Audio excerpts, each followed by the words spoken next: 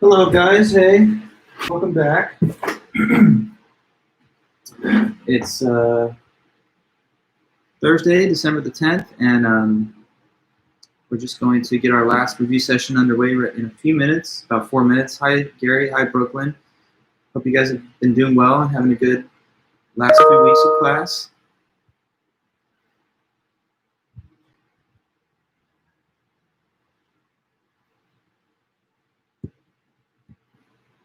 Hey, Rachel. Good to see you, too.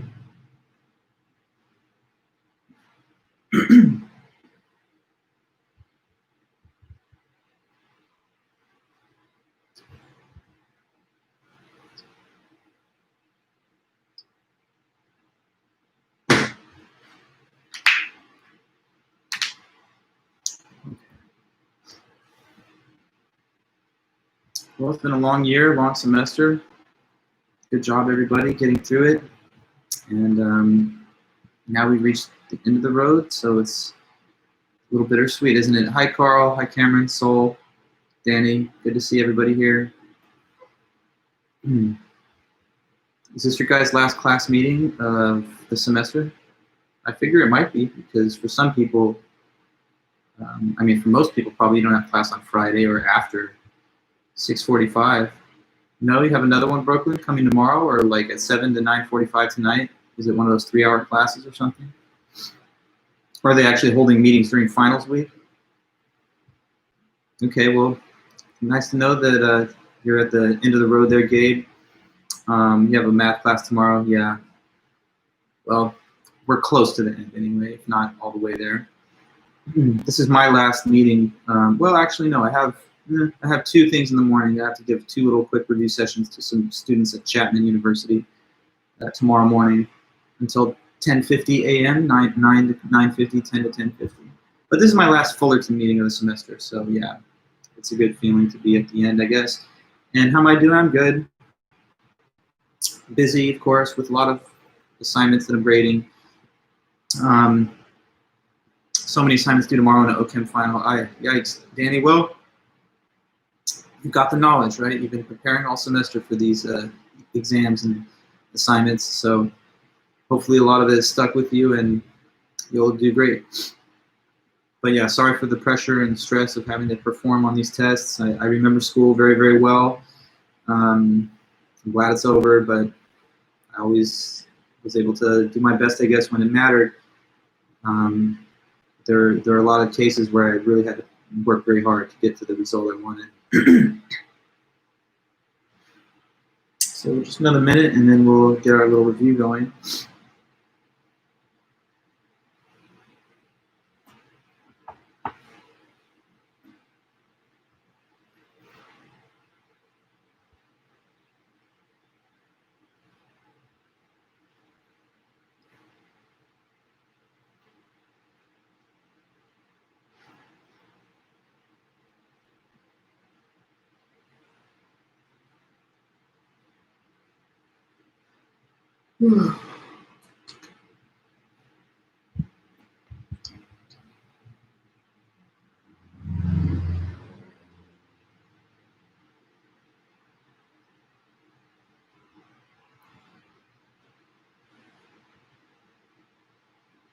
How many questions on the final? Okay, so I'll just let things get started because now it's pretty much 5:30. So welcome back, everyone, and welcome to our last live lecture. Next week you have your final, but this is the review session to get ready for that.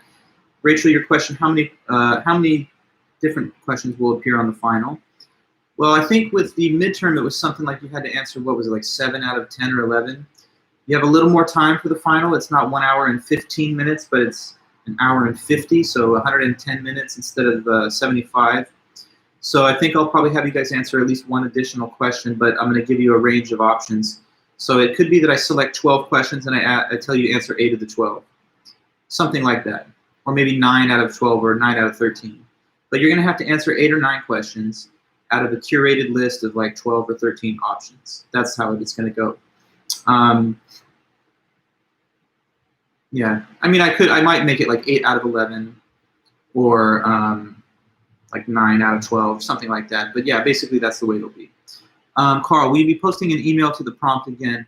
Right. So at the time scheduled for the final, which if I believe, I'm going to double check right now, but correct me if I'm wrong, it's Thursday, the 17th next week from 5 to 6:50 p.m. That's correct. So it's a week from today at 5 p.m. And I'll post the exam to the Titanium right about 5 o'clock, and then you'll just get the full test period to send your answers back. So yeah, it's going to be like the midterm was, just the same. You'll receive the test form, then you'll have an hour and 50 minutes to generate your answers, and you'll send them back to me, and then that's it. Between now and then, of course, I'm grading your guys' second essay, and I should be able to finish that through the weekend. And I'll notify you guys as we start as we start finals week next week, that it's done, and that you can simply send me for any grade report, or I can tabulate the grade and let you know where you're at. So yes, thanks for those questions. Just a couple of things students are asking about the time and method and format of the final. Yes, it will be from 5 p.m. to 6:50 p.m. Thursday, December 17th. So just make sure you're ready to take the test at that time and date. And that's it. That's the last thing we're going to be doing in the class. So everybody on the same page with that? Now, you hopefully got my study guide, right? You've all received this one. The study guide is just, it contains the master list of questions that I'll use to determine which ones to pick for the final. But it's going to come off of that list. Now, more of the questions are going to come from the second half of the study guide than the first. But it is cumulative, so there's still going to be a couple questions that come from the first half of the study guide as well. Now, here's what I'm thinking, just to get the most out of our meeting right now. Let's do a little dual platform thing so that we can all look at the study guide questions at once. So I'm going to quickly drop a link into our live chat, and then just use the link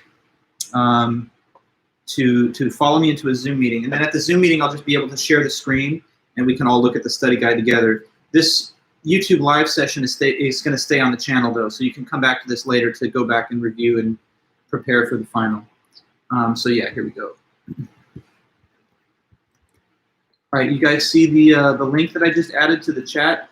Do click on it, and you can allow this window to still continue playing the YouTube live video.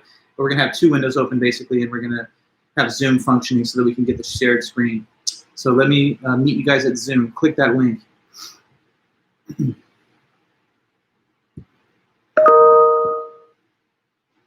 Okay. So let me get this shared screen thing going.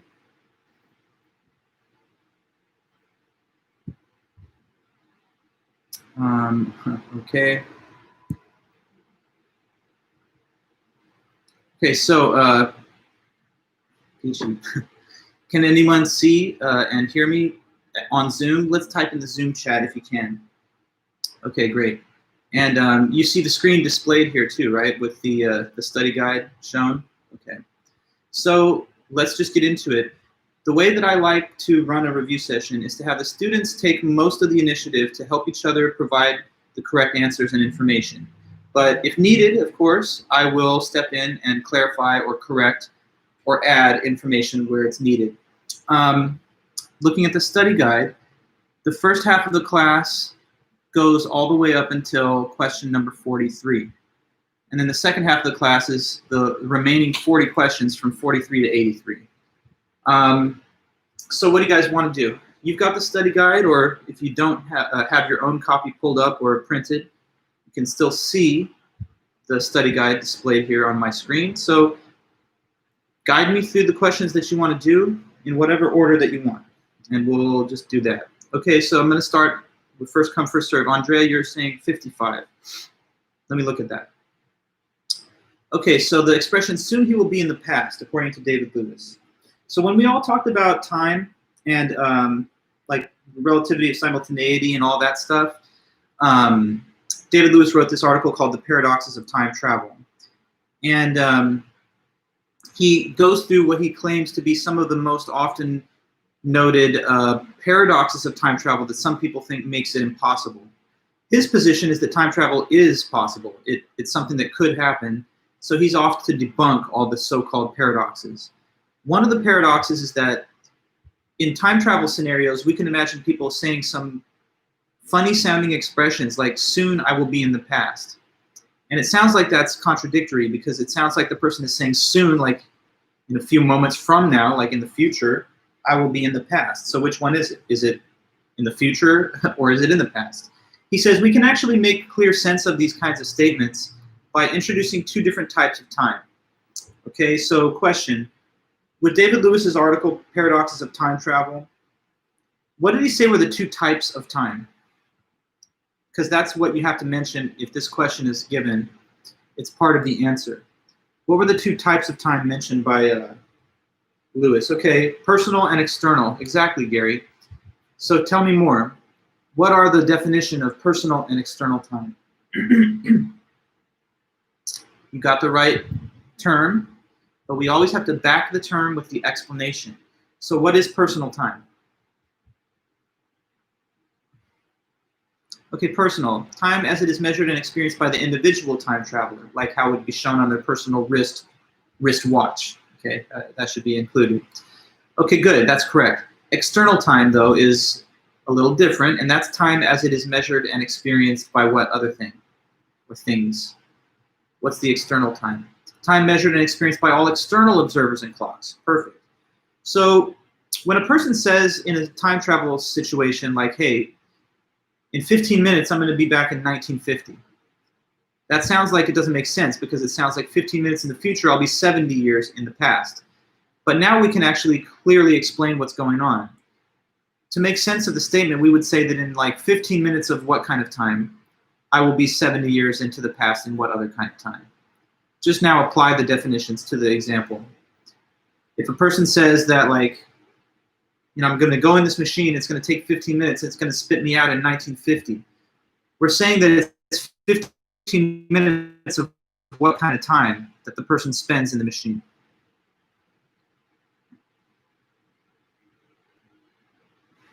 That's all, you got two things, personal and external time. So yeah, Rachel, but why question mark? It's clear, right? It's personal time that he experiences 15 minutes of. But externally, like the outside world and everything, he's going into the past, 70 years minus into the past.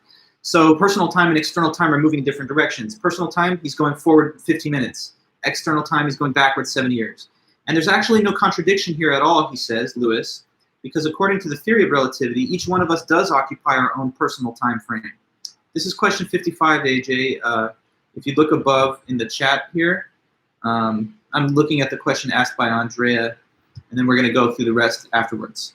Number 55 says, explain the meaning of the expression, soon he will be in the past, according to Lewis. So the explanation is, soon, in personal time, I will be in the past in external time.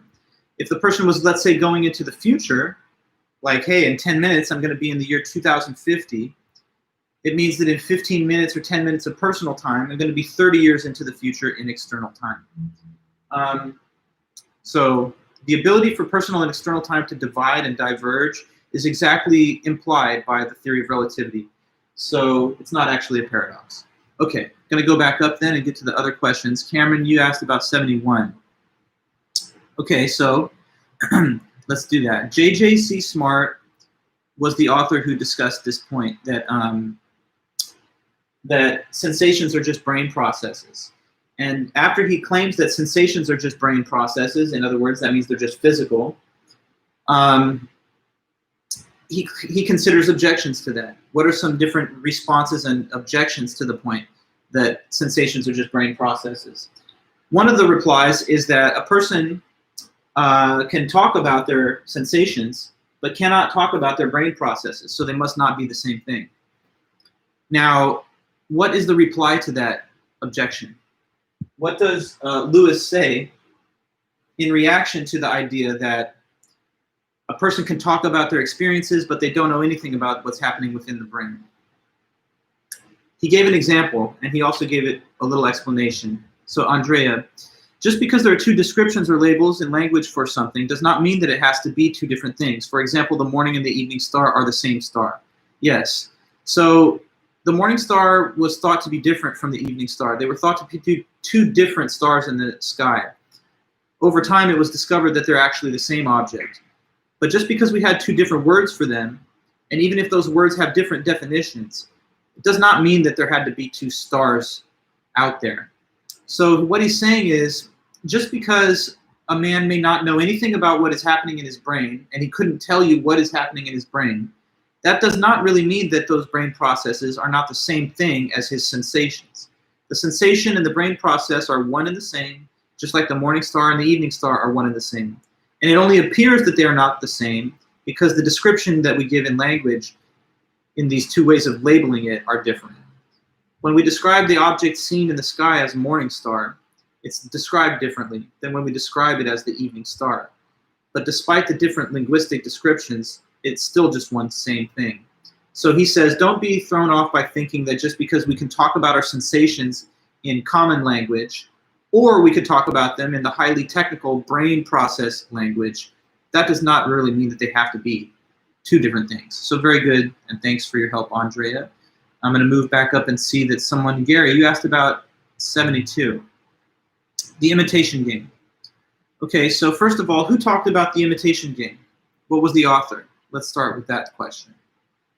And you know, when you're answering my little questions, you can type it in the Zoom chat. You could use the microphone or camera if you really want, but it's just up to you. But I do want to get the feedback. So imitation game, Alan Turing. Okay, good. Now with Alan Turing's imitation game, what's his question that he's trying to answer? Whether machines could ever think, whether they could ever have consciousness. So you know, like, could a computer or a robot or something ever be a thinking, feeling being like me and you? Well, he says, if they did well enough in the imitation game. So now you got to tell me about the imitation game. This is Turing's test for whether machines can think. Imagine that you are the person who's going to set up the Turing test. You're gonna assemble the materials to conduct the imitation game. How would you do it? So right now, okay, two people behind a wall. Well, Brooklyn, actually, close, but not exactly. Because Brooklyn, what you're referring to is the version of the imitation game that doesn't really matter, the one where we're trying to guess the gender. That's just kind of like training wheels for the real version of the imitation game that Turing cares about. So behind the wall, right, it's one computer and one person. On the other side of the wall, who's over there? Okay, good, yes, Brooklyn. One person, one computer. Who's on the other side? So like you're describing this. Wall, computer.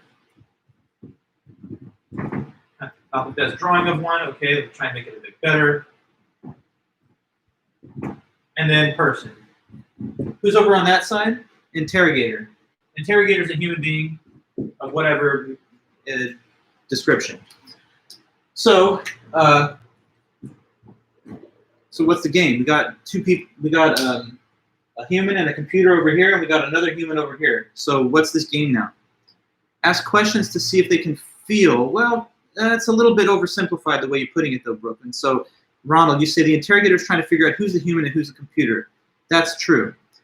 But he does it by means of two interviews. Okay, so he interviews one, and then he interviews the other. And he doesn't know in advance, like, which is the identity behind the person, like which is the real person and which is the computer.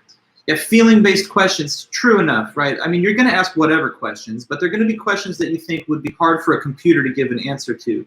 And that would be like the giveaway that, okay, that's the computer. So imagine yourself in the position of the interrogator. You know, you could try to find out who you're dealing with. Is this a person or is it a machine? Okay, so after you've done the two interviews, and by the way, the questions and answers are sent and received back through text. You're not supposed to hear the voice, and you're also, of course, not just supposed to see the interview subject. So interviews are both done. Now our interrogator has to choose which one was the person and which wasn't. Okay, so when does Mr. Turing say that this test would show us that we actually have thinking machines now? What result would indicate that the machine can think? Okay, good, Ronald. So if we get to a point of like 50% failure, if the interrogator gets it wrong roughly half of the time, that's the point where we would say you really can't tell the difference anymore. It's just a coin flip, you know, half the time you get it, half the time you don't. So if you can't really tell the difference reliably between the two individuals here, he says that's where we should say that the machines can think, because at that point, no one can really tell them apart based on questions they ask from a real person. And he thinks that's the only real test that you could possibly design, because it's judging the consciousness or presence of it based on asking questions. And he says, what other test could there possibly be aside from this behavioral test that gives answers to questions? Okay, so you understand, he thinks machines could think, that they could have consciousness, but if and only if they eventually surpass this standard in the imitation game, and he does think that that's inevitably going to happen, that it's not impossible, that it just has to take computers that are a little more advanced than when he wrote this, because he wrote this in 1950. Okay, so another question that we've dealt with. Rachel, you're saying 23, so let's go back a bit and look at that. Utilitarianism, okay. So there's a couple different theories of ethics that we studied in our class. One of them was by the great British philosopher and economist John Stuart Mill. And he is sometimes known as the founding father of utilitarianism. So now I just need anybody to tell me what they can remember about the theory itself. It's a theory of ethics, so it's trying to define what makes an action right or wrong. But what does it say is the right kind of action? Based on utilitarianism, what should we all be doing all the time? Trying to do what kind of stuff?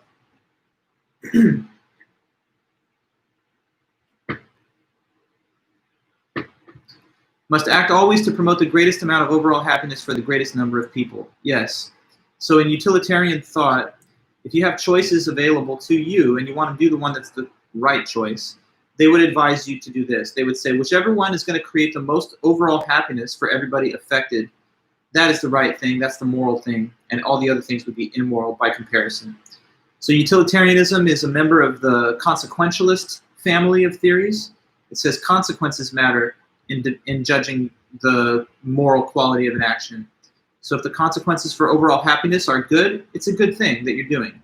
If the consequences for overall happiness are bad, then that's a bad thing. One aspect of the utilitarian theory is the greatest happiness principle, which says actions are right to the extent that they promote happiness, and actions are wrong to the extent that they promote the reverse. Happiness, if you remember, is defined as pleasure in the absence of pain, and the reverse of happiness is pain in the absence of pleasure. So if this moral theory appeals to you, or if you think that it makes sense, then you would be living by it if you just try to always do the thing that creates more happiness rather than less for as many people as possible. Okay. Some basic summary statements of utilitarianism. I tried to give you what I thought were the most important parts. But anyway, what else? Let's see, 44 is your question. Okay, so Socrates' example of the statues of Daedalus. So, all right, this is all about knowledge and the epistemology part of the class. Tell me if you can, and this will also help with number 45, because they're kind of tied together a little bit. What is the classical definition of knowledge? There's three conditions that were mentioned in that argument. And they say that knowledge is basically what three things? Justified true belief, yes, okay.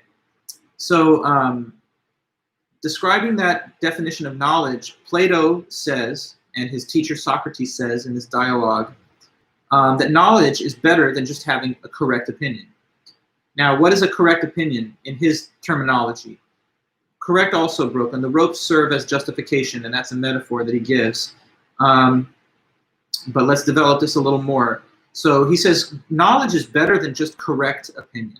And the statue thing helps him to make his point. What's a correct opinion, though? It's almost knowledge, but one thing is missing. So it's just a true belief with no justification, right?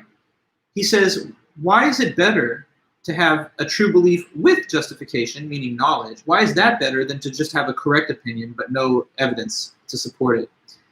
And what Socrates says is that it's better to know because knowledge adds that additional ingredient of justification, and the justification does something to your true belief, which is similar to what these ropes do to the Daedalus statues. So now, okay, we got to talk about the myth of Daedalus. What is the Greek myth or legend of this sculptor? What do they believe about the man's works of art and in his sculptures. There was a little superstitious cultural belief about Daedalus, and that's something you have to mention. What was it? So his statues are very realistic, and yes, Brooklyn, people thought that because of that, you better tie him down with some ropes, because if you don't, they'll basically just get up and run off when you're not looking. Now, of course, that's not literally true, but anyway, they thought that. And so the metaphor is this. It's good to have the statues, but it's better to have them with ropes, because when they have ropes on them, what's the thing that the ropes do? They prevent them from running off. They keep them there. So you get to have it now, but also for the future. And how does that have some analogy to true belief and then the extra thing of justification? What is he saying now with this analogy that he's constructing? That the ropes are to the statues as what is to what? Can you complete that analogy? Having justification is like having the ropes. Good, because justification does what? That the ropes also do. Good, Brooklyn. Knowledge is better because it has the justification to tie down the true beliefs so that they don't leave your mind. That's very accurate and good. And if you think about it a little bit, it does have some real, I think, intuition behind it. Because, and that's also good, Declan, true belief is tied down. The ropes are the justification for them to exist. If there are no ropes, then it has no reason to exist as knowledge. If you don't have justification, even if your belief is true, it's like you don't have any reason to understand why it's true. So those are the things that you just forget and that you don't retain, or that you just, they escape your mind, you change your mind about them. If you filled in a bubble on a multiple choice quiz and you didn't study for the quiz, and you're just happy at the end that you happened, like it was just luck, you filled in the right answer, you're like, wow, okay, somehow I got the right answer. You didn't really know the answer. So if another 5 years passes and someone asks you the same question, you'd be like, I actually don't know, I can't remember, or I forgot. But you wouldn't forget it if the reason that you filled it in was because you were very clear about the reasons and evidence behind why it's the right answer. So somebody who knows an answer, they maintain that knowledge. But a person who's just guessing, they're happy that they get it right today, but they don't get to keep the knowledge because they lose it. It gets forgotten. Evidence holds it down. A memory of why they did something, then you're likelier to remember why they did it, as opposed to just like having a guess about it that happened to be true. So I could be guessing right now that there's aliens in outer space. Maybe I'm right, but I have no reason to suppose that it's true without better evidence. So that's something that I might just change my mind about, but I would never change my mind about it if I had proof. Okay, so justification is the ropes, metaphorically, that lock down your true beliefs and keep them in your mind. You want to keep the knowledge. The knowledge is only retained because it requires that you have the evidence. Okay, so that's good. Let's see what else then is next. If you want to go over another. Okay, Cameron, I see number 30. Says, explain O'Neill's account of what it is to treat someone as a mere means. So Honora O'Neill was this supplemental reading for the Kant material on ethics. Her article was called A Simplified Account of Kant's Ethics. And she didn't really add much to the discussion of Kant, but here was her one point. She said, if you want to kind of, I don't know, dumb the idea of Kant down a little bit, make it a little more easy to grasp, then just think of it this way. All he's saying in the categorical imperative is, don't treat anyone as a means. And what she thinks that amounts to is to never do anything that involves another person if the other person does not consent to it. So just make sure that you don't do anything involving someone else that they would not consent to. You treat someone as a means when you involve them in an interaction they would not consent to. Using someone as a means to an end is wrong according to Kant's ethical philosophy. And if you're wondering what it means to do that, O'Neill says it's doing something with or to another person that they would not agree with if they had full information. Okay, so that's our 30. Now, Rachel, you're asking about 29 and 57. So let me see what those two are. Okay, so let's do 29. What are the two versions of Kant's categorical imperative? So Kant, famous German philosopher of ethics, he said that the right action depends on the moral law. And the moral law can be revealed to you through the use of reason when you contemplate this principle called the categorical imperative. Now, he said that there are two versions of the categorical imperative. One of them we actually briefly just now mentioned, so that one I hope you can remember.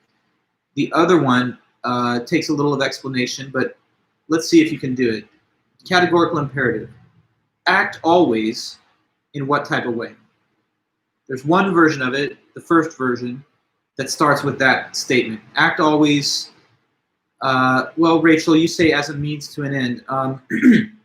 Well, that's the second version. I was kind of thinking of the other one for now, but it says never treat a person as a means to an end. So it's not the one that starts with act always, because the second one says act never. Never treat a person as a means to an end, always as an end in themselves. Ronald, you say act always as if everyone can do it. Sort of. That's in the ballpark, right? So I know where you're thinking, but it's a little bit under-specific. There's a little more detail and extra stuff. So it says act always so that the maxim which describes your action could be willed to be a universal law. I know that's a mouthful, but perhaps a slight simplification would be like act in a way where the way you're acting could be a universal law. Act such that your action is able to be a universal law. So not every action will pass this test. Suppose that I want to, I don't know, like not pay when I take a ride on the subway. And if that was a universal law and everyone did the same, then no longer would the subway get any funding and it would have to shut down. So then I wouldn't even have a subway that I could ride for free. So the free rider doesn't even want everyone to do the same thing. Otherwise, the whole system would break down. If there's a long line and you're thinking, I should just go to the front and cut, it does not work if everybody else also cuts. So if that was the universal law, then there would no longer be any line itself. And by the way, when you cut, you'd just be recut by all the other people that had been behind you. So actions that are okay to do according to the first version are actions that everybody could do and it would still work and it would not be undesirable. Suppose that you're thinking, I don't know, like, I'm going to tell a lie to a person so that they'll give me a loan, but really I'm never going to pay the loan. So as long as I tell them I'll pay it, then maybe they'll give it to me and then I can just like cut off contact, well, if that's the universal law, so all people will make a false promise of repaying loans in order to generate the loan.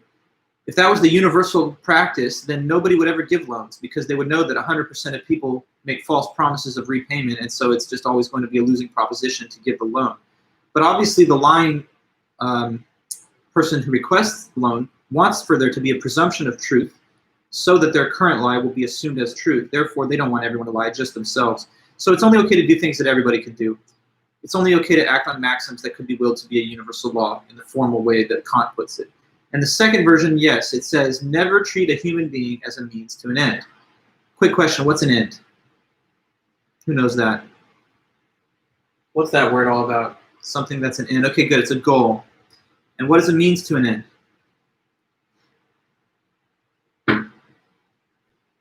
A means to an end? Like, so if the end is the goal, the means are the things that you're doing to get there.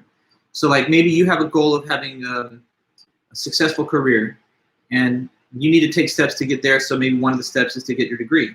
So then in that sense, your whole education is a means to the end of gainful employment. And then the job is maybe a means to the end of wealth. And the wealth is a means to the end of happiness. But anyway, ends, goals. What the second version of the categorical imperative says then is never treat a person like they're just something to use in order to reach a goal for yourself. Treat people like they are the goal. So you're not supposed to like lie, manipulate, use force, fraud, exploitation to get things for yourself that end up using other people like they're just pawns to be pushed around so you can get to the goal. So like if I steal from you to get something that I want, then I'm just treating you like as a source of my own enrichment, and I bypass your will and I don't give you the ability to consent. If a person is raped, it's a horrible thing, but of course, then in that case, the end being sought by the rapist is the pleasure of the act, and they're using the other person as a means without their consent to get to the pleasure. So people are not supposed to be used as things or objects, they're subjects, and that's what the second version of the categorical imperatives says you should never do. Okay, and then so 57 was the other question I think you mentioned there. So this one's about time and the whole time travel topic, and David Lewis discussed this case too. Suppose someone goes into the past and they make a phone call to their younger self when they reach the past. So this would be like, say you right now get into a machine tonight, you go back to 2015, and now you're talking to yourself in high school. You call yourself on the old 2015, I don't know, whatever iPhone was out back then. That other you, the younger you, picks it up and they catch the call from you, 2020 version. So anyway, question. If that actually went down, how many people would be having the phone call and why? Gary's saying just one. Okay, good, but why? Yeah, Andrea. One person, two temporal parts. Now, why is that the more accurate explanation of it instead of just saying, oh, it's two people? Because look, it looks like two people. Why would we say that that's one and the same person? Well, temporal part is a single moment of an object at a time, correct? But in this case, there's two temporal parts interacting. The later part in the sequence of stages talking to the earlier part. Andrea, you say it is one person, just two different moments in time that are interacting. Correct, but there's this one little point that I think we're missing, which I want to insist on, and that is because Lewis says it's better to say that that's the same person because you remember being the younger person. So there's a psychological connection of memory from the older to the younger. And that's not how it is when it's actually two different people talking. So like if I talk to my neighbor, it's not like I remember being the neighbor. But if I talk to my younger self, then in my memories, I can go back and be like, oh yeah, I remember when I was that person who got the phone call. So if it was really two distinct individuals, there would not be any psychological connectedness. And there's other things that we could say too. I mean, I'm talking about psychological connectedness, but there could be physical connectedness too. Like, so suppose that you got like a little scar and the younger version of you has it, and so you also have it. So you could say like, not only do I remember being the person, but like the sequence of events that has like contributed to things occurring on my body and so forth. We can see a physiological and physical connectedness between earlier and later events to the same person. So the scar is still there. Okay. But I don't want to insist on the scar thing because it's not like there always will be such a thing as a scar. I guess you could say like the physical appearance looks like an older version of the same person. But that's also not going to be present in 100% of cases because someone could have, I don't know, disguised themselves, got plastic surgery or anything else. The psychological connectedness, though, would certainly always be there because it's just the same mind, just going through time. Okay, so yeah, remembering and having psychological connectedness with your earlier temporal part. All right, so what else? Next question. I mean, like, Andrea, to make it a more relatable point, perhaps, because we're not time traveling currently, except in the boring sense of just going into the future 1 hour per hour. In that sense, we've all traveled through time this semester from the August to December. But anyway, look at a picture of yourself from your childhood. Now, is that two different people? Like there's one child and one adult? No, it's the same person. But clearly it's the same person because you can remember being the individual. Now, if we just overlay time travel onto the same kind of concept, when you look at your younger self, if you go back in time, it's like looking at the old picture. It's just that you're looking at it live. So obviously, the memory that you have when you look at an old photo, oh, I remember when they took this picture. It's the same kind of memory you have when you would actually interact with the prior temporal part of yourself because you could remember being in the situation seen by your present self. Okay, very good. So, more questions. We've still got about 40 minutes of time. Number 20, okay. 20 says, oh no, sorry. 3 reasons that that God's hiddenness is a disadvantage according to Robert McKim. Yeah, Robert McKim wrote The Hiddenness of God, and one thing he says there is that it's a little strange that God is hidden because if he wasn't, everything would be so much better. And he lists different things that he says are not so great, and they are all based on God being hidden. So what are these not ideal, disadvantaged things that come from God not being just out in the open for all of us to see at once and just clearly understand that he's real? What's so problematic about God being hidden? And he gives reasons. So what do you remember?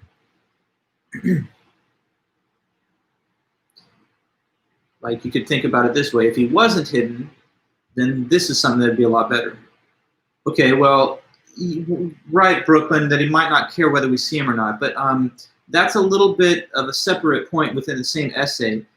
That's the conclusion that he draws after mentioning these disadvantages. It's like, oh, well, if he's going to leave us with all these disadvantages, then maybe he doesn't even care. But the disadvantages have to be stated kind of separate from that. So good, Rachel. One is that it would be better if we could see him. Yes, Ronald, that's certainly what he is saying. It's a disadvantage that he's hidden. It would be an advantage if he was not hidden. Okay, so one thing that you're mentioning, Rachel, which is correct, is that he says it makes it harder for everybody to believe in God because, you know, the belief in something is a little bit more difficult when it's not just there for you to clearly see. Nobody disagrees or doubts that, like, I don't know, the Statue of Liberty exists because anyone can just take a picture of it or a photo or just, like, check. So since God is hidden, some people, of course, are going to have natural doubts. They're going to say, well, if he's hidden, maybe there's no such thing, and that's the reason that I don't think I see him.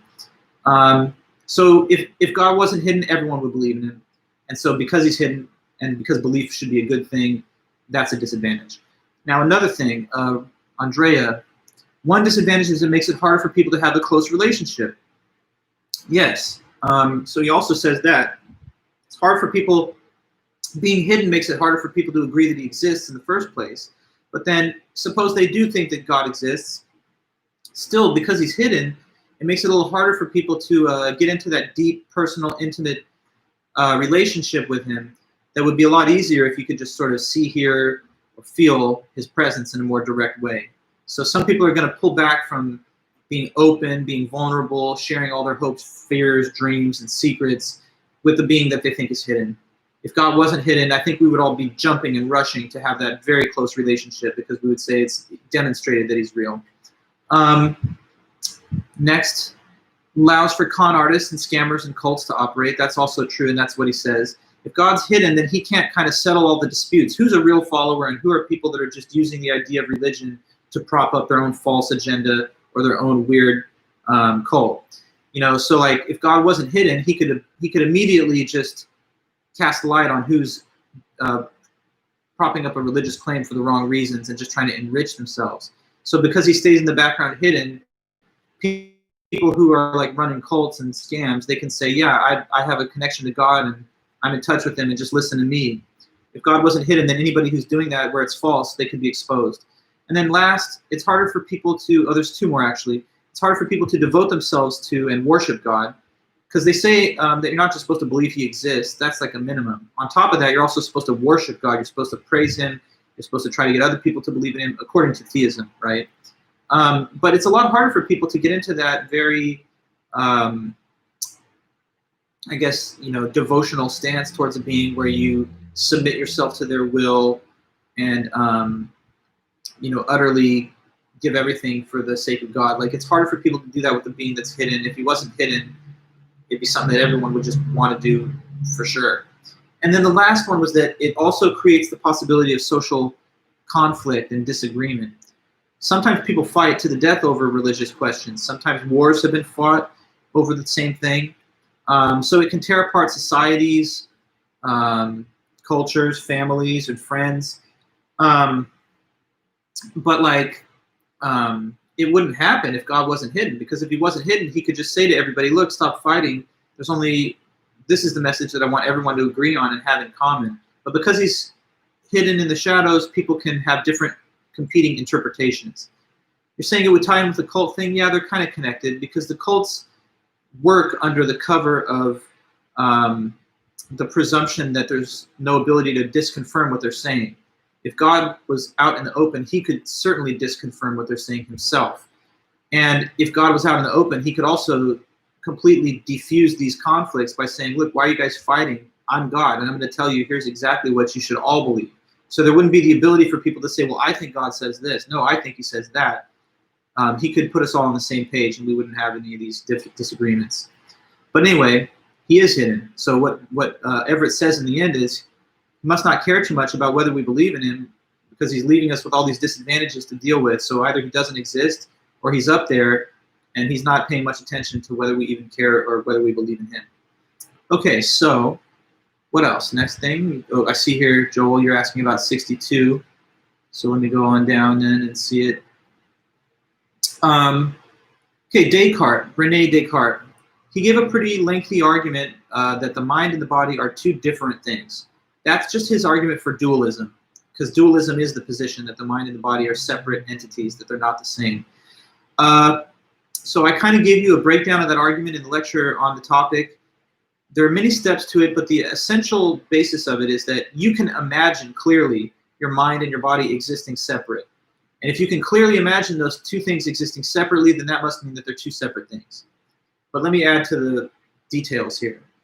He begins by saying the method of doubt gives you the ability to doubt almost everything. With the method of doubt, which says assume to be false anything that could be false, maybe you don't even know if the external world is real. Maybe everything around you is a dream because maybe you're just dreaming. So with the method of doubt, you can doubt everything that you ever experienced with your senses. You could even doubt math and logic because of the whole evil demon thing. But one thing that you cannot doubt is that you exist as a mind because you're thinking. And that's the I think, therefore I am part. So from there, he says, since you know you're thinking and you exist, you have ideas. One of the ideas is the idea of God. But he says that idea is pretty special because it's the only idea you have of something that's infinite. It's the idea of an infinite being. From there, he claims that if the idea of God is infinite, then there must actually be something that causes it, which is infinite. Because something finite can't cause an idea of an infinite being. Therefore, there has to actually be an infinite being. And that's why he says God exists. And then he just has a couple more steps. Having proven he thinks that God exists, he says God is known to be perfectly good. So he would never deceive us. And therefore, when you have clear and distinct perceptions, they must be true. One clear and distinct perception is that if two things can be clearly understood as existing separately, then they really are two separate things. Like, for example, me and this watch, it's on my wrist, but anybody here can imagine that me and the watch are separated, and that means that me and the watch are not the same. So he says the same is then true because you can imagine that your mind and body are not the same. You can imagine them existing separately. Like you can imagine your soul going off into heaven after your body's destroyed, or you can imagine that you're even dreaming the body right now and it's not even real in the first place. So since you can imagine the body and mind separation, they must not be the same thing. He believes that that's guaranteed by the perfection and goodness of God, who doesn't trick us and ensures that clear and distinct perceptions are true. So that's the overall basic idea of that argument. Next, I see Brooklyn asking about 69. What is a nomological dangler? So that's something that was talked about by J.J.C. Smart in his article, Sensations and Brain Processes. But like, tell me if you can remember, what is it? Nomological dangler. It's something that he says scientists don't like. But what is it?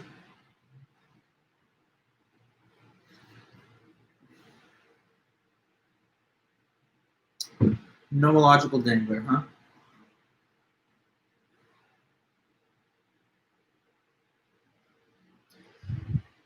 Well, I wouldn't say it that way exactly, Andrea, although that's in the ballpark. It's not that it can't be, it's that it hasn't been yet. So something that remains unexplained by the physical sciences, something that science doesn't yet comprehend how it works. Okay, good. Something that we don't yet understand scientifically. Nomological, the word itself refers to pertaining to law and natural law. So nomological dangler would be something that's dangling outside of our current understanding of physics and science. So anyway, he says consciousness, thought, our ability to have mental life, it's not a nomological dangler. He's claiming that it's just brain processes. And if it is, then it's just something physical. It's something that has to do with the neurons and synapses of your brain and the electrochemical foundations of your neurochemistry. So if that's what your sensations are, then they are not nomological danglers because they're just physical things that, in principle, we could understand scientifically. But he says that if dualism were true, okay, like if Descartes' view that the mind and the body are separate and there's a separate soul or whatever, totally different from your physical body, if that was true, then he says consciousness would be a nomological dangler because it would be something that's not physical. It would be something that's not material. And that would be something that we could never understand because it would literally have no physical nature or basis at all. Keep in mind that they say the mind is something that lacks extension in space, so it's got no dimensions in space and somehow still capable of thinking. He's denying that there could be such a thing, or that if there were, it would be a nomological dangler. So his whole argument in the paper is to try and set forth that consciousness and thought is not a nomological dangler, that it's just sensations, that it's just brain processes. Okay. I saw 68 was referred to here. That asks about the argument from causal closure. So the causal closure argument was referred to by Daniel Stoljar in his paper called Physicalism. He gave two arguments at the end of that paper where he tries to just make the case that physicalism is true. So the first one he discussed was called this argument from causal closure. Now, you might have to look at your notes, or I don't know, the book, or if you just have a strong memory, you might remember it, but this argument had three premises that led to the conclusion. Somebody maybe can help tell us what a couple of them or all of them were. The causal closure argument? What about it? What do you know? Maybe the first premise, if possible. Okay, every event which has a cause has a physical cause. Very good, yes, Gary. Every event that has a cause has a physical cause. Second, mental events can cause physical events. Also correct. Now the third premise is kind of the tricky one. If I was to say one of them is a little more technical looking, but maybe you'll be able to say that one. We've got 2 out of 3 of the premises, and we're almost there. What's the third one, though?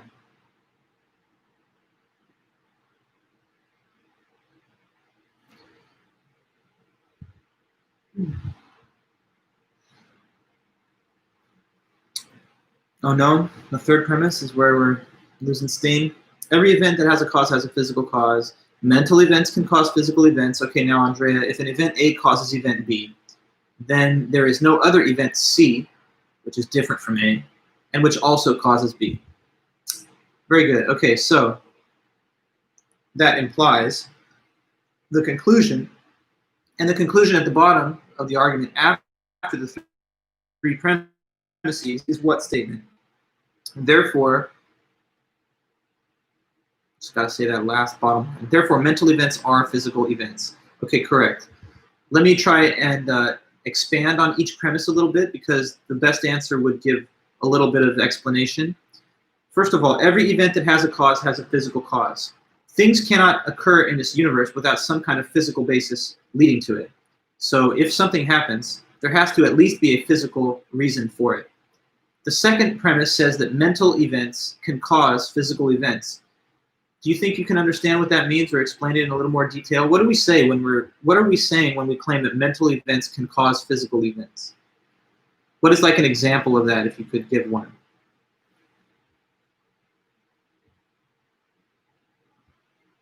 Mental events causing physical events, like what, for example?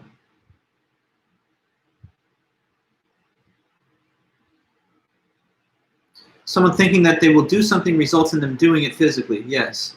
So even Andrea right now, this answer that you just typed out, what caused that to happen? Well, it was caused by your hands moving. So you physically had to touch the screen or the keyboard or whatever to generate the sentence. Therefore, your physical hands moved. And why did they do it? What was the cause? Well, it was because you had a thought. I should answer this question in our review session. I should try and give the information the professor's asking for. So from the thought, the hands move, and now we see your answer on the screen. So mental events causing physical events are just like that. Even me right now, I'm talking to you. You can see my mouth's moving and sound is coming out, and so it's physically happening. But it's happening because I'm thinking. Let's give the information to the students so that they can prepare for their final. So thought can basically lead to action. I can clap my hands, and that's because I thought to do it. Or I can snap my fingers because that's what I thought I would do. So thinking mentally leads to behavior. Okay. The third premise then just says this.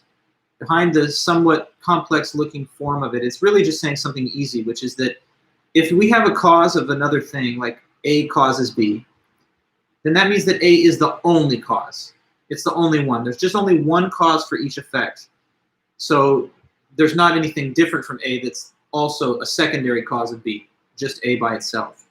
Now, if you combine those three premises, they lead to the conclusion, because from premise number 1, everything has to have a physical cause. From premise 2, your mind can cause physical things to happen, but because those physical things happen and they have a cause, they must have a physical one. In the case of your mind, it's your brain producing the behavior that we all see. Now, the third premise is key, because what it says is, well, we know your brain causes your behavior, and that's physical, but it's the only cause of your behavior. It couldn't be that it's both your brain, but also like a soul or something non-physical. Why would we assume that there are two causes for the same effect? The brain physically, and then the soul spiritually. So it seems like there's only one cause for every effect. Since we know your brain is the physical cause of your actions and behavior, the argument claims that that's the only thing that can cause it, and so everything's physical, even thoughts. Okay, even the mental events that lead to your actions are just like brain processes and stuff like that are physical. So if I go up a bit, did we do 48 yet? Maybe we didn't. Okay, method of doubt. So René Descartes, the great French philosopher who lived from 1596 to 1650, he's the one who talked about this method of doubt. Maybe someone will tell me about what it means or what it is. What is the method of doubt?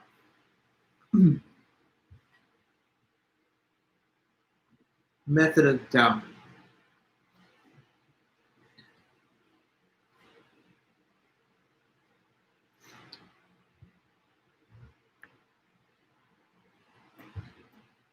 It's something that he says we should do to try to find out what is really certain. But how does it go? Okay, Andreas, so assume to be false anything that can possibly be doubted. So like if something has even like a tiny chance of being false, the method of doubt says, just think of it as false then. If it's even possible that it's false, go right ahead and just assume that it is. And keep on doing that until you get something that cannot be doubted. And then we'll find the certainty that we're all looking for. So now the question continues. What is known for certain, even when we use the method of doubt? So the method of doubt, as much as it tells us doubt everything possible, assume to be false everything that you possibly can. But there's this one thing that he says, you cannot doubt this. This is something that there's no way it could be false. And what is it? What do we know for sure? And the method of doubt can never even call. Yeah, so you know for sure that you exist. How though? How do you know? You can't trust our senses. Well, but I'm good, Brooklyn, but I'm focusing more on the part that is certain, right? We can't trust our senses. He says we can't even trust math and logic for various reasons that he gives. But yeah, you know you exist because you're thinking in the first place. So right now, imagine that this is a big dream.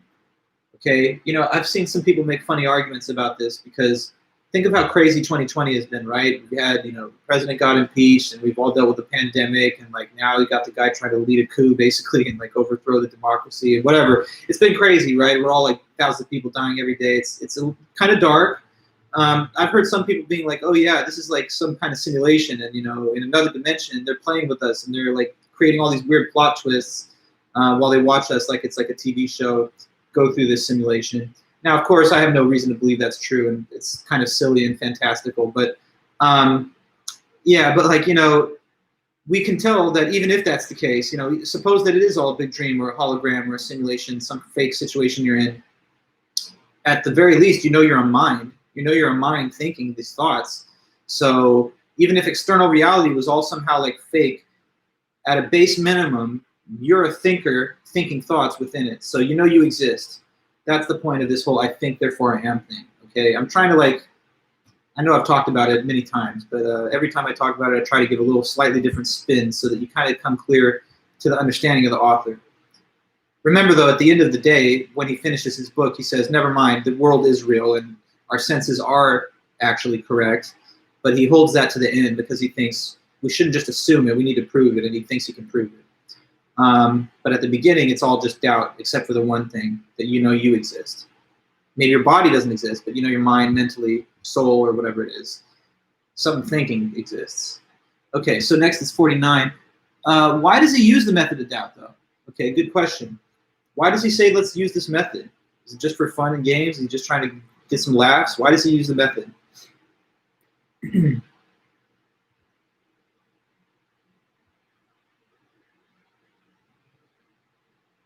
There's a reason for it. It's, you know, why? Yeah, to establish what we can know for certain. What is certain? What is totally certain that could never be doubted? And he thinks that he like discovers that with the method of doubt itself, because it pushes him to consider, you know, the most fundamental things, like just at least knowing that you exist. To add a little more detail, he's living in the 1600s, and that's a very important century because we're making all these rapid advances in like science, in technology, in math, in physics, in biology, and on, even in art, and some would even argue literature and stuff. So we're making all rapid advances throughout all the sciences and all the academy, and he thought if this is going to happen, we should make sure to put everything on a solid foundation. We don't want to build up a whole bunch of supposed knowledge and then realize later, never mind, it was all put on a foundation of things that were false. So he says, let's first of all put our best foot forward, you know, start off on the right foot and get a foundation of solid, certain truths. And this method of doubt is what he thinks he can use to get to the truth, thereby establishing a foundation stone for the enterprise of science and all other human knowledge. Okay, I see a question about 65.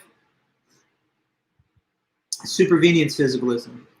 Okay, so Daniel Stoljar, in explaining what it is to say that everything's made out of physical matter, what it is to say that everything's physical, he employs the notion of supervenience to explain that. So now supervenience is a concept that is best understood with an example of a dot matrix picture. So can any of you guys maybe tell me what you do think? What is a dot matrix picture?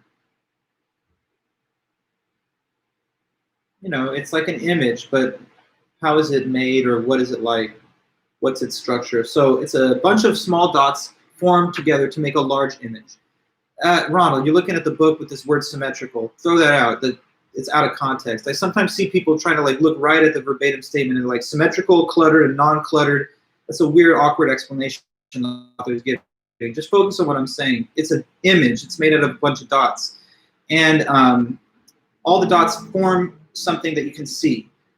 So like we could imagine one dot matrix picture that just shows like, I don't know, like a day at the beach, people are sitting on beach towels, there's the shore, there's the waves, there's some people surfing, maybe some birds flying. Okay, but all those things are just created out of a tiny bunch of little dots put in a certain order. It's kind of also like how pictures that you show on your screen when you're watching stuff on the computer or the phone or TV, that's created by a bunch of little pixels that form the resolution against the back of the screen. So each pixel being illuminated in a particular way forms the larger image that now you can see. So whether you think of a pixelated picture or a dot matrix physical printed picture, it's one big thing, but it's made out of a bunch of tiny little bits that are either pixels or dots. Now, what's the word global feature? That's the next part of this concept of supervenience. Global feature of any dot matrix is like what? Well, you say, Gary, I don't know if you meant to say a little more. It's a big picture aspect of the composite. So it's like something that is created by the dots that are combined. So say that I'm talking to you again about that random example of like a beach day made out of dots. And it shows people laying on the beach on towels, and it shows people surfing, and it shows like some seagulls flying. What would be a global feature of that example? I've given you a few different possible choices.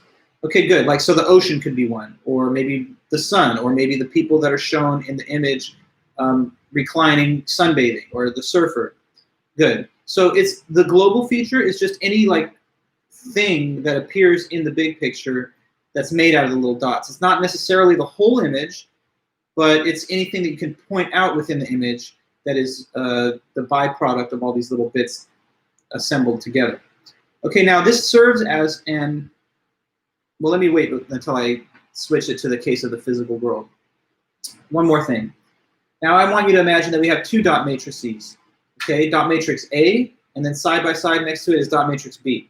Now suppose dot matrix A is the one I mentioned about the beach and all that. Now B, all I'm going to tell you is that it's a dot for dot replica of A. So wherever there's a dot in A, it exactly corresponds to the placement of a dot on B. So they're like duplicates in terms of the arrangement of each dot. If they're identical at the dot level, do you think you know what the second image B is going to look like when we compare it with A? We started with A, then we fashioned this replica, which is a dot for dot replica. So what will it be like? What will it look like when we compare it back with the first one, A? Can you tell me that? It will look the same, correct. So will it have all the same global features, just using the terminology? Yes. So wherever there's like a feature on A, it's going to be replicated on B. If there's, you know, surfers or sunbathers or something on A, they're going to appear in B as well, because all that those things are, all the global features are in this example, is a bunch of little dots put together a certain way. So if we have the same dot arrangement, we're going to get the same larger scale features too. Okay, now, compare this dot matrix thing with the physical universe that we are in right now. What would be the parallel to the so-called dots or pixels? Now we're talking about physical space. What would be the corollary or, you know, equivalent of our little ink dots in reality?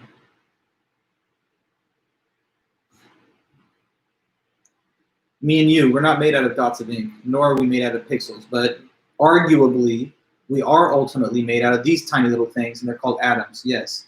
So supervenience says that just like the dot matrix picture is all just stuff made out of dots, this physical universe is all just stuff made out of atoms.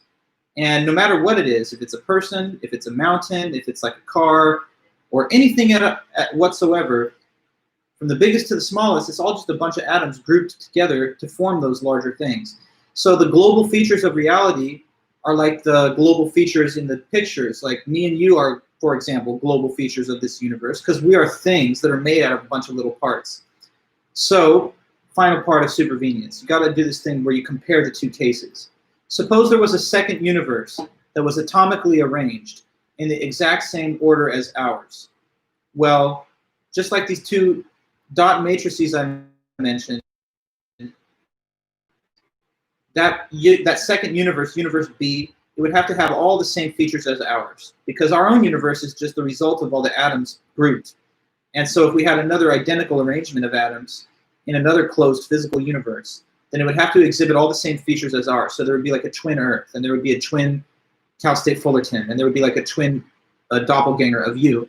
And it would go all the way down to mental stuff. So that replica of you in the other universe would have to have the same exact thoughts, feelings, experiences, and mental life. So this is what physicalism is really saying, according to Stoljar, that everything's made out of atoms, that everything supervenes on the atoms, and if there were another system that was a physical copy of ours, then it would have all the same other things too, including the same psychological facts. And this is to deny that we could have a physically identical universe, but somehow exhibit different consciousness in that other universe. So therefore, consciousness is nothing other than physical. And Danny, you say if universe B had the same atom placement, it would be the same as universe A, right? Exactly, yes. I mean, it's just like cranking out another item on an assembly line. You know, suppose you had a 3D printer, right? And you give the printer the instructions how to duplicate a physical object. If it gets the same materials and it uses the same blueprint, then it should generate another exact copy of the first. Now, we don't have a second universe to compare ours with. I mean, I guess maybe there is a multiverse, but I would not know. But if there were another physical universe, and if physicalism is true in our universe, then imagining the other one to have the same atom placement as ours would be to think of it as just another duplicate of our universe with all the same facts contained inside. Okay, so that's the explanation of the interpretation question of physicalism, supervenience. Got to refer to the dot matrix image and just walk through the analogy if that question was selected.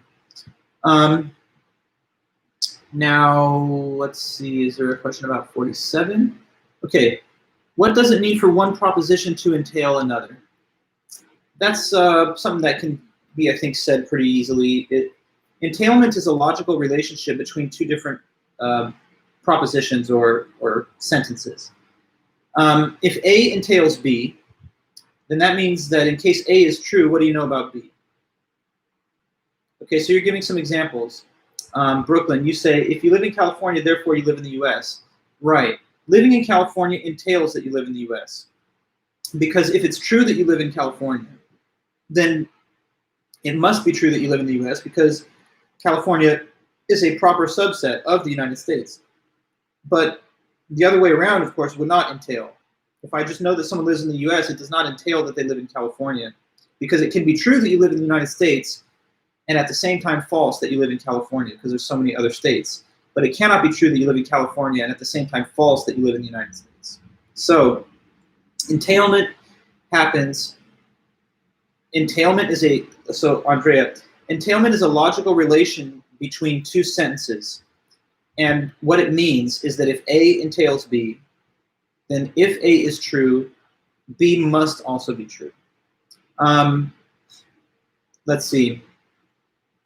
Yeah, you're a student at Cal State Fullerton. So does that entail that you completed elementary school? I think it does. Although I got to be careful. Is there like some genius elementary school student out there somewhere that is taking classes as a official college student? You always hear these like very exceptional cases, but I don't know. Like you, okay, so like suppose you're older than 18. Does that entail that you're an adult? Yes, and vice versa. I guess those kind of entail each other because that's just a necessary and sufficient condition for being a legal adult. If a person, let's see, like, I mean, if a person gets cancer, it does not entail that they'll die because they could survive it. So like non-entailment is when the second proposition could turn out to be false despite the fact that the first one is true. And there you go, Brooklyn, good reference. So this was mentioned in the class in connection with Gettier's article. Gettier refers to the closure principle of justification. And what he says there is that if you're justified in believing statement A, and statement A entails statement B, then you're also justified in believing the second statement. So like, let me tell you, I was born in the 80s. And since I was born in the 80s, I have to be at least, let me get my facts correct. Don't I have to be at least 30? Yes, because if I was born on December 31st of 89, then I would turn 31 in a few days. So yeah, at a minimum, I'm 30, since I'm telling you I was born in the 80s. So you're justified in believing I was born in the 80s because you heard my testimony. And that entails that I am at least 30, that I'm 30 or older. So if you believe that second statement based on the first, you're justified in believing the second one too. It is not December 31st, no, Ronald, but you know what my birthday is? It's March 17th, which is St. Patrick's Day. So that's a fun birthday, or at least it used to be, because everyone would go out drinking and hanging out at the bars for St. Patty's. But yeah, I'm born on St. Patrick's Day. Shout out Pisces, even though I don't believe in the astrology. That's your brother's birthday too, Brooklyn? Interesting. You know, I meet a lot of people with that birthday, and it's random. Throughout my whole life, I keep bumping into people with the March 17th. You want to know something even weirder? Okay, how strange is this? I have an older brother. His name is Jade, and he was born on March 17th too. So my parents' first two kids, my older brother and me, were both born on the same day, like a couple years apart. But you know, I guess weird, but it's possible. And then you got my triplet siblings that are all born on April 26th. So 5 of us with 2 birthdays. That's very weird. Anyway, back to your question, Ronald.